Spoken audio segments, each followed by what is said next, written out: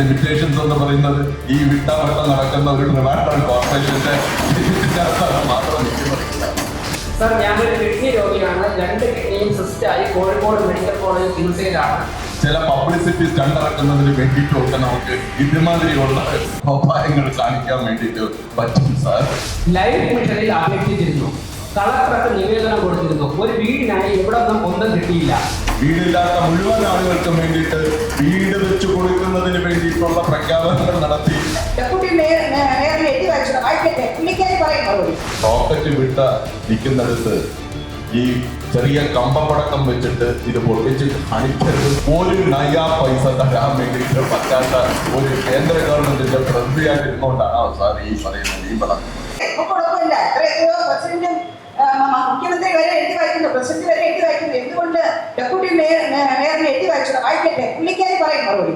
അതിന് വേറൊരാള് മറുപടി പറയേണ്ട ആവശ്യമില്ല. സ്ത്രീകൾക്ക് കഴിവുണ്ട് എന്ന് തെളിയിച്ച് തന്നെയാണ് അവിടെ ഇരിക്കുന്നതും. ഇത്രയും ഏറ്റവും കൂടുതൽ സ്ത്രീകൾ ഇവിടെ ഇരിക്കുന്നതും അതുകൊണ്ട് തന്നെയാണ്. അതിൽ എം.ആർ. ഗോവൻ ഉത്തരം പറയും. ഭരണസമിതി കൂട്ടുത്തരവാദിത്വമാണ്. ഒരു ഭരണസമിതി ഒരു കൂട്ടുത്തരവാദിത്വമാണ്. ആ കൂട്ടുത്തരവാദിത്വം സഹപ്രവർത്തനം നിർവഹിച്ചു. ആംഗിൾ എടുത്താൽ മതി. നിലയ്ക്ക് വന്നിരുന്നു.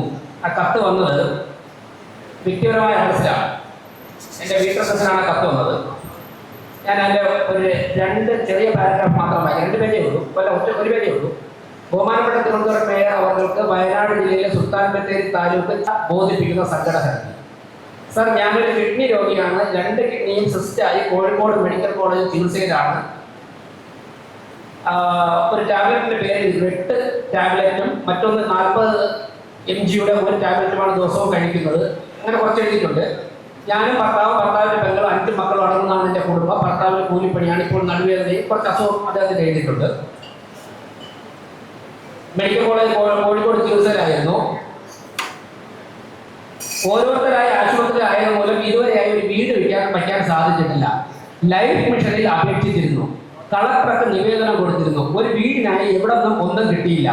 ഇപ്പോൾ വാടക വീട്ടിലാണ് താമസിക്കുന്നത്. ഏതെങ്കിലും ഒരു സ്കീമിൽ ഉൾപ്പെടുത്തി എനിക്ക് ഒരു വീട് വയ്ക്കാനുള്ള സഹായം അനുവദിച്ചു നൽകുന്നതിന് വേണ്ട നടപടികൾ സ്വീകരിക്കണമെന്ന് തിരുവനന്തപുരം മേയർക്ക് വയനാട്ടിൽ നിന്ന് ഒരു വനിത, ഒരു വീട്ടമ്മ ഒരു കത്തെഴുതിയിരിക്കുകയാണ്.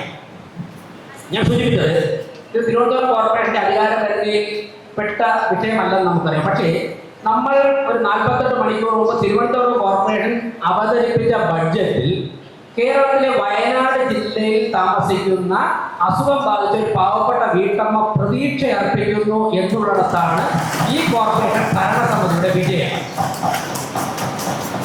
ഇപ്പോ ഇങ്ങനെയുള്ള നിരവധി പേർ ഇങ്ങനെയുള്ള നിരവധി പേർ നാട്ടിലുണ്ടാവും.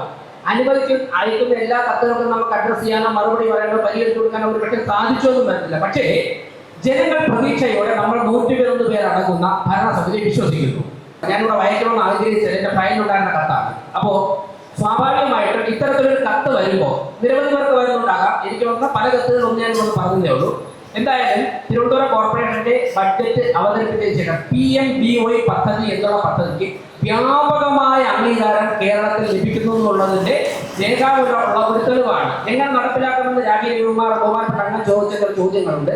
ഭരണസമിതിയുടെ ഒരു വിലയിരുത്തൽ മേയറുടെ മറുപടി പ്രശ്ന സമയത്ത് പറയാവുന്നതാണ്. എന്തായാലും മേയർ എന്നുള്ള നിലയ്ക്ക് തിരുവനന്തപുരം കോർപ്പറേഷനിലെ 101 പേരെയും വിശ്വസിച്ചുകൊണ്ട് ഈ വനിത അയച്ചിരിക്കുന്ന കത്തിനെ മുഖവിലേക്ക് എടുത്തുകൊണ്ട് അവർക്ക് വീട് വെച്ചു കൊടുക്കാനുള്ള ഉത്തരവാദിത്വം വ്യക്തിപരമായിട്ട് തിരുവനന്തപുരം കോർപ്പറേഷൻ മേയർ ഏറ്റെടുക്കുകയാണ്. വയനാട്ടിൽ നിന്ന് വന്ന ഒരാളെ അവഹേളിക്കലാണ് യഥാർത്ഥത്തിൽ നടന്നിരിക്കുന്നത് എന്നുള്ളതാണ്.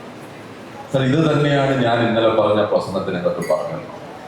നമ്മുടെ നാട്ടിനകത്ത് വയനാട് ഒരു ടൗൺഷിപ്പ് നമ്മളിപ്പോൾ ഉദ്ഘാടനം ചെയ്യാൻ വേണ്ടിയിട്ട് പോവുകയാണ്.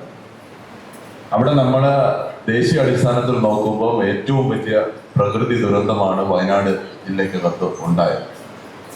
അത് പരിഹരിക്കുന്നതിന് വേണ്ടിയിട്ടുള്ള ഒരു വലിയ പരിശ്രമത്തിന്റെ അടിസ്ഥാനത്തിലാണ് നമ്മുടെ സംസ്ഥാന സർക്കാർ അവിടെയുള്ള പ്രകൃതി ദുരന്തത്തിന് പെട്ടുപോയിട്ടുള്ള എല്ലാം നഷ്ടപ്പെട്ട് നിമിഷങ്ങൾ കൊണ്ട് എല്ലാം നഷ്ടപ്പെട്ടു പോയ മുഴുവൻ ആളുകൾക്കും വേണ്ടിയിട്ടുള്ള ഒരു വീട് നിർമ്മാണ പ്രവർത്തനം നടത്തി അവിടെ ഒരു ടൗൺഷിപ്പ് തന്നെ ഇപ്പോൾ ചെയ്തു കൊടുത്തു.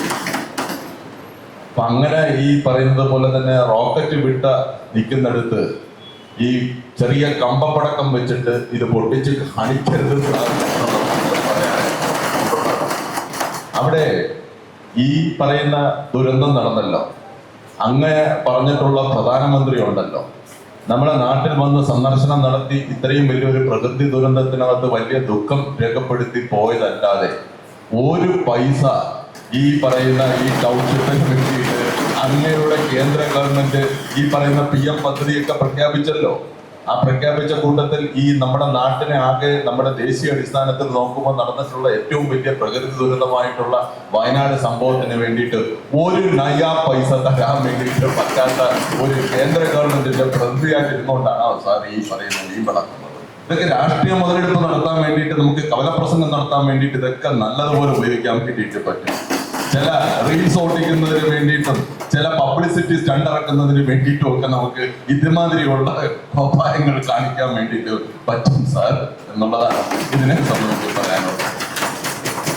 നമുക്ക് പരിശോധിക്കാം അവിടെ അങ്ങനെ ഒരു കത്ത് വന്നിട്ടുള്ള സാഹചര്യത്തിൽ എന്താണെന്നുള്ളതിനെ സംബന്ധിച്ചെല്ലാം പരിശോധിക്കാൻ വേണ്ടിയിട്ടുള്ള ഒരു സംസ്ഥാന ഗവൺമെന്റ് ഇവിടെ ഉണ്ട് സാർ. നമ്മളൊരു 3-tier സിസ്റ്റമാണ് സാർ ഇവിടെ പ്രവർത്തിച്ചുകൊണ്ടിരിക്കുന്നത്. ആ 3-tier സിസ്റ്റം എന്ന് പറയുന്നത് കേന്ദ്ര ഗവൺമെന്റും 2 യൂണിയൻ ഗവൺമെന്റും 3 ലോക്കൽ ബോഡീസും ആണ് സാർ ഉള്ളത്. സാറിന്റെ ലിമിറ്റേഷൻസ് എന്ന് പറയുന്നത് ഈ വിട്ടാവട്ടം നടക്കുന്ന ഒരു ട്രിവാൻഡ്രം കോർപ്പറേഷന്റെ ലിമിറ്റിനകത്താണ് മാത്രം നിൽക്കുന്നത്. ആ ലിമിറ്റെല്ലാം വിട്ടിട്ട് നിയമത്തിന്റെ അപ്പുറത്തേക്ക് കാറ്റിൽ കയറി പറക്കണമെന്നൊക്കെ പറഞ്ഞു കഴിഞ്ഞാൽ നടക്കുമോ സാർ അതൊക്കെ? അതുകൊണ്ട് ഇതുമാതിരിയുള്ള കാര്യങ്ങൾ നമ്മൾ ഇതുപോലുള്ളൊരു സെക്ഷനകത്ത് അവതരിപ്പിക്കാതിരിക്കാൻ വേണ്ടിയിട്ട് നമ്മൾ എല്ലാവരും ശ്രമിക്കണം എന്നുള്ളതാണ് സാറിനോട് ആദ്യമായി ആ കാര്യത്തിനകത്ത് പറയാനുള്ളത്. ലോകത്ത് തന്നെ മാതൃകയാവുന്ന രൂപത്തിലേക്ക് വയനാട് ഒരു ടൗൺഷിപ്പ് നൽകി അവിടെ ആർക്കൊക്കെയാണോ വീട് ലഭിക്കേണ്ടത് അത് മുഴുവൻ സ്ഥലത്തും വീട് ലഭിക്കുന്നതിന് വേണ്ടിയിട്ടുള്ള പ്രവർത്തനങ്ങൾ നടത്തും.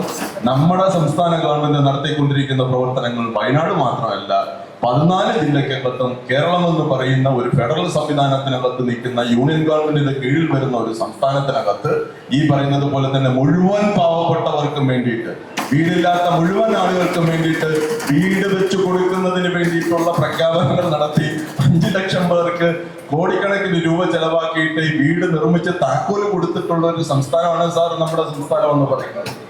അപ്പൊ അവിടെയെല്ലാം അർഹതപ്പെട്ട് കിട്ടേണ്ടതായിട്ടുള്ള കേന്ദ്ര വിഹിതമായിട്ടുള്ള 2 ലക്ഷം കോടി രൂപ കൂടി താങ്കളുടെ കേന്ദ്ര ഗവൺമെന്റ് ഇവിടെ തന്നിരുന്നെങ്കിൽ ഈ പറയുന്നതിന് മുമ്പ് തന്നെ ഈ നാട്ടിലുള്ള മുഴുവൻ ആളുകൾക്കും വീട് വെച്ച് കൊടുക്കുമായിരുന്നു എന്നുള്ളത് കൂടി മനസ്സിലാക്കാൻ വേണ്ടിയിട്ട് കഴിയണം. താങ്കൾ ഉൾപ്പെടുന്ന കോർപ്പറേഷനകത്ത് പോലും ഈ പറയുന്നത് പോലെ തന്നെ മുഴുവൻ ആളുകൾക്കും വീട് വെച്ച് കൊടുക്കുന്നതിന് വേണ്ടിയിട്ട് കഴിയാത്തതെന്ന് പറഞ്ഞാൽ സാമ്പത്തികമായിട്ടുള്ള പരിമിതികൾ ഉള്ളത് കൊണ്ടും കേന്ദ്ര ഗവൺമെന്റ് ശ്വാസം മുട്ടിച്ച് ഈ സംസ്ഥാന സർക്കാരിന്റെ ഇത്തരം വികസന പ്രവർത്തനങ്ങളും ക്ഷേമ പ്രവർത്തനങ്ങളും തകർക്കുന്നത് കൊണ്ടാണ് സാർ ഇത് സംഭവിച്ചുകൊണ്ടിരിക്കുന്നത് എന്നുള്ളത്. അതുകൊണ്ട് ഈ പറയുന്നത് പോലെ ഒരു സൈഡിൽ പൊളിപ്പും ഒരു സൈഡിൽ ഒന്നും അർഹതപ്പെട്ടിട്ടുള്ള ഒരു ഫെഡറൽ സംവിധാനത്തെ തകർത്തും ഒരു സൈഡിനകത്ത് ഒരു ജനാധിപത്യ സംവിധാനത്തെ തകർത്തും ഒരു സൈഡിൽ കൂടി ഒരു ഭരണഘടനാ സംവിധാനത്തെയും തകർത്തു കൊണ്ടുപോകുന്ന ഒരു കേന്ദ്ര ഗവൺമെന്റിന്റെ ഭാഗത്തു നിന്ന് വരുന്ന ഇത്തരം പ്രവർത്തികളാണ് ഇന്ന് സംസ്ഥാനത്ത് ഈ പറയുന്ന വികസന പ്രവർത്തനങ്ങളും ക്ഷേമ പ്രവർത്തനം നടത്താനുള്ള ഏക തടസ്സം എന്നുള്ളത് താങ്കൾ മനസ്സിലാക്കണമെന്നുള്ളതാണ്